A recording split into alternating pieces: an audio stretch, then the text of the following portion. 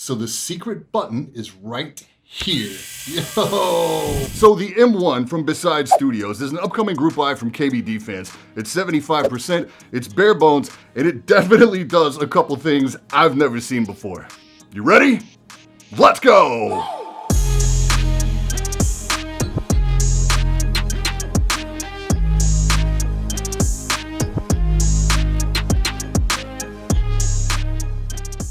The M1 I have today is an early prototype. Shout out to KBDfans for sending this out. It's bare bones, 75% or 82 keys. So you get your arrows, your far right column, and you retain your function row. It appears to be mostly aluminum. It's got some pretty sexy angles to it. The bottom has like this tempered glass section that lets you look down into the PCB, and the top has an area that appears to be mirrored laminate. They did include an extra in the box. It measures 31 by 15 centimeters, so a bit smaller overall than the GMMK Pro, and a bit taller or deeper than the KBD 75 V2. You do get proper blocking on this board, so everything's not just mushed together into a single block of keys, which I'm not a big fan of. Cable connection is USB-C, it's side mounted at the top left. It's not my favorite, but I'll show you why they did this in just a minute. The provided cable is 90 degrees, it kind of matches the aesthetic of the case, but this is one of my least favorite stock cables ever. It's stiff, like really stiff. It's bent at goofy angles, it's hard to work with, kind of like a Brazzers rookie who's not destined for the big leagues. Opening this up, you get your first look at a pretty unique feature. The entire top piece just pops right off. It's held in place with pretty strong magnets that are rubber coated so it doesn't scuff the frame.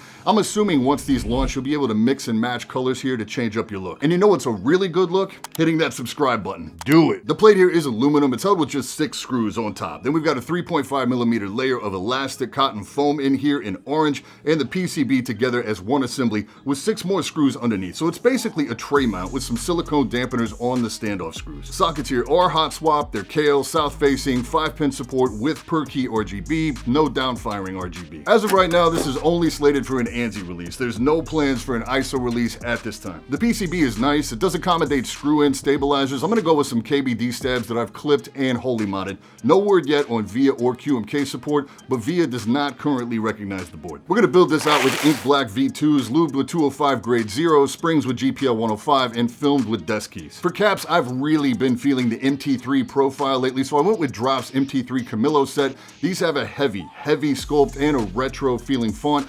I think it looks pretty clean. Plus, GMK is running what, like 2-3 years behind on production now? So the Artisan cap is from Dwarf Factory. It is in group buy right now. I'll leave a link in the description if you're interested. But when you talk typing angle, that's where we see some ridiculousness. You can go from like 3 to 7 degrees. But now with flip down feet, oh no sir, that is for peasants now. This is the first keyboard, at least to my knowledge, that uses lifting motors. The little magic button next to the arrows will raise or lower the angle of the keybed. Necessary? Absolutely not. But it's fun and a weird flex, kind of like spinner rims. Remember those?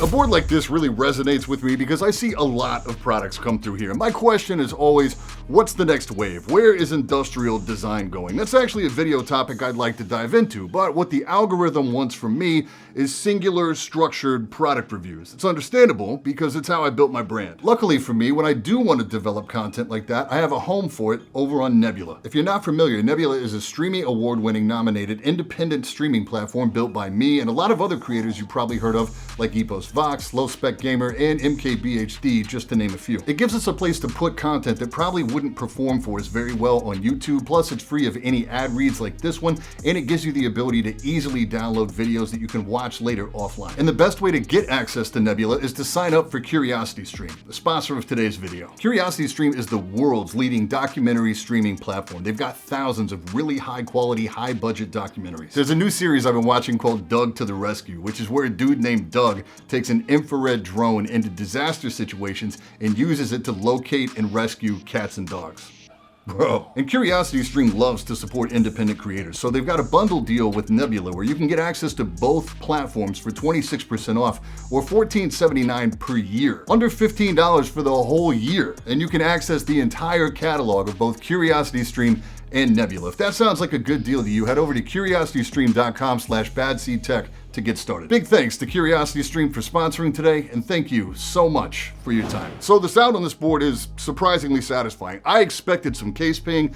I got none. Those ink blacks really sing that low tone, and the MT3 profile really seems to amplify that. It's not muted either, like we see on some of the polycarb boards. There's still some clack to it. If I'm really being picky, I probably would have liked to see better consistency row to row, but overall, I'm really pleased with this board. It's also really comfortable for me to type on, as that lowest angle is really low. I do want to try this with some GMK caps. Classic aluminum plate, mid firmness, no bounce, no flex, feels good. There is some interior room in the lower case where you could add some sound dampening foam if you want, but I don't really feel like it's needed here. You can also see the connections for the USB daughter board as well as both motors. There are screws on the underside to remove that blue motor cover, and the button is removable as well, so that tells me once they get this thing cranked up into full production, chances are you're going to be able to swap out all those colorful pieces for something else if you want to. I also want to point out these are not even in group buy yet. I'm getting word it's going to be sometime in August. They're still listed as interest check on the KBDfans site, which means there's probably not more than a handful of these prototypes worldwide right now.